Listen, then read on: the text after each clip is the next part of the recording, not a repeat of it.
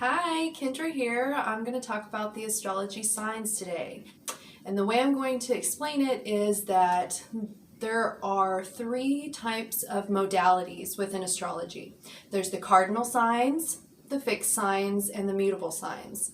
And so that's how I'm going to break it down, because then they repeat themselves. The first three, there's a cardinal, an initiator. Then there's a fixed sign, which sustains. And then there's the mutable sign, which then transforms it into the next realm. So then you start over again with a cardinal, a fixed, and a mutable, and so on throughout all of the 12 zodiac signs.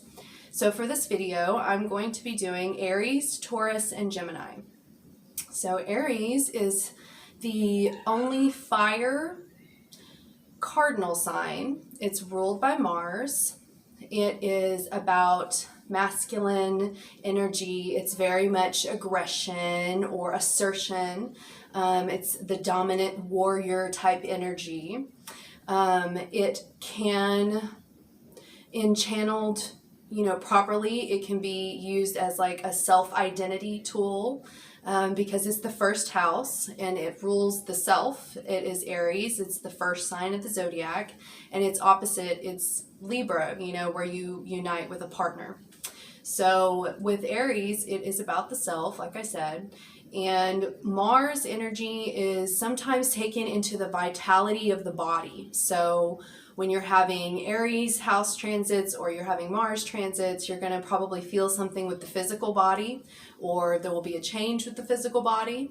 It rules that vitality, that life force, that we assert our will to live every day. That's Aries Mars type energy. Taurus. Taurus, if Mars and Aries is the masculine, then Taurus and Venus is the feminine. And with the first sign, with Aries, you learn that cardinal energy to initiate life, right? To go out and find the self, to go out and find that self-identity that you so choose to express that authentic self with. And with Taurus, it is more about sustaining those values. It's the receptive, it's the feminine energy. It's about learning to value the self and the relationships that you bond with others. It is about the feminine qualities of art and beauty and the glory of being a beautiful female. It is about music. Venus is about a lot of beautiful things that involve love and falling in love with the self, mostly because Venus is ruling those self-values, especially in Taurus. When we talk about the love of a partner in a relationship, that's when we get to Libra, which is ruled by Venus as well, but we'll get there. It's the seventh sign.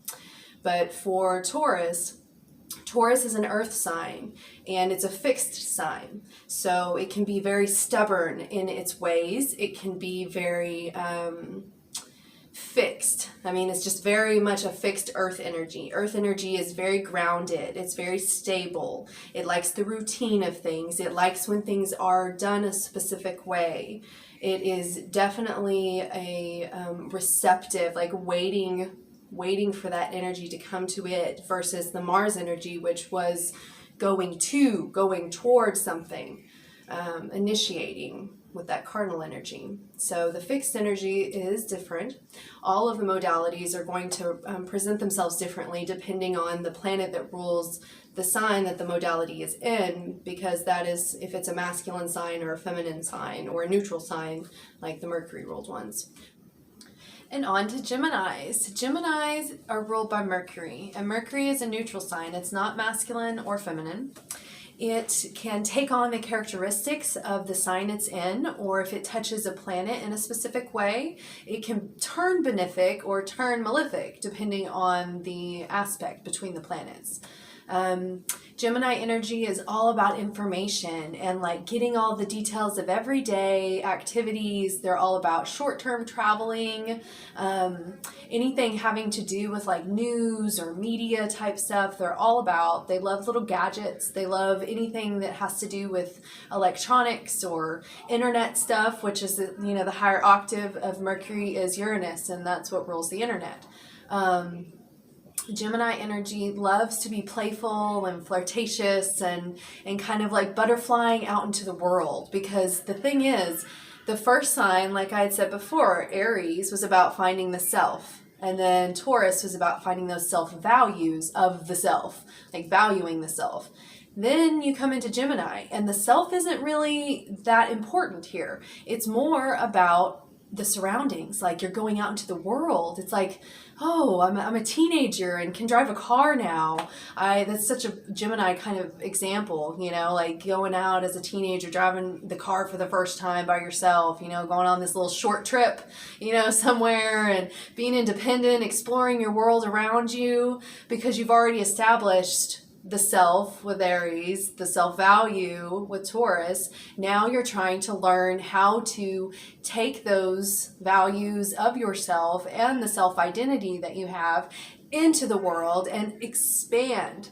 And so that's what the mutable signs do. They are expanders. They will take it into the next quadrant of the astrology. If you notice, the houses are divided in the tropical circle chart, and there's 3 signs, and then it's, you know, divided by one of the angles. So that's how it takes it into the next realm of understanding, into the next quadrant, is through those mutable signs, which Gemini is the first of the mutable signs and the air mutable sign.